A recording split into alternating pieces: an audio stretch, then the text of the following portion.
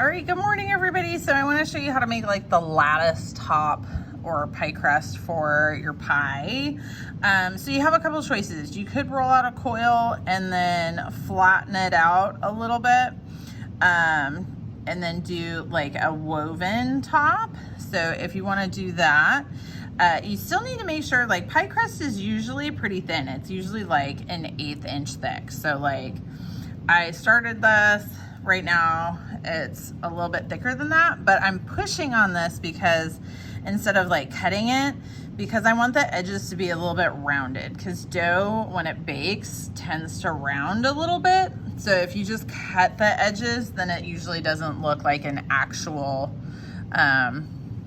you know, pie crust top. Now the edges where it gets cut does look like it's actually cut. Okay, so when I do this, I tend to make my pieces bigger than I think I'm gonna need. And when you're weaving them, you'll put all of your pie crust pieces in one direction going this way, and then you will have your other pie pieces, your pie crust ones, you're gonna weave them in and out. So you'll lift this part up and go that way. Ooh, I didn't make enough. But then your next one would go under here and over there. So you're gonna weave it in and out, right? And you'll just continue that and then chop it to whatever shape you need and slip and score it onto the top. So you're just weaving it through, okay? So like I said, you want that rounded edge, start with a coil, flatten it out, and then you're weaving it and cutting it at the end.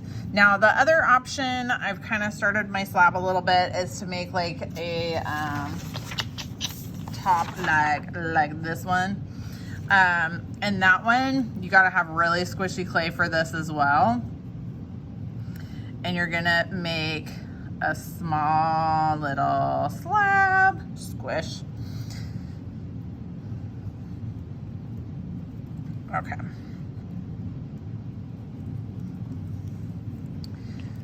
All right, and then how they actually do this on the pie is they will make a series of cuts